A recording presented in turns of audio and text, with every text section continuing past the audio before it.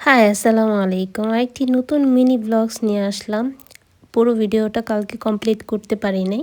কারণ একটা video shorts video চালায়া সবকিছু দেখানো ইন ডিটেইলস হয় না। সো এখানে হচ্ছে বারান্দা পরিষ্কার করার জন্য পানি নিয়ে নিয়েছিলাম। আমার খুব ক্ষুধা পেয়েছে এত কাজ করার পরে। কারণ ২ টা ভিডিও দেখার পরে বুঝতে পারবেন কি পরিমাণ কাজ করেছি। সো আমার খুব ক্ষুধা পাইছে। 11:44 বাজে অলরেডি দিনের। আমি সকালে শুধু পানি খেয়ে কাজ শুরু করছি। এখন আমি যা খাচ্ছি আমার কাছে অমৃত মনে হচ্ছে।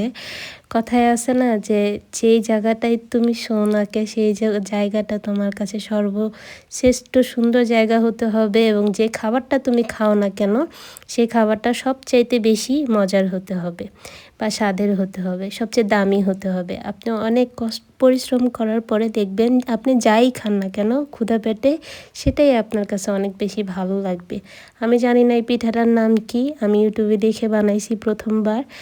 ভালো তো হয় নাই, অনেকেরটা লাটিমের মতো হয়, আমি একদম গোল গোল বানাইছি, কিন্তু পিঠা মজা ছিল। আজকের ভিডিওটা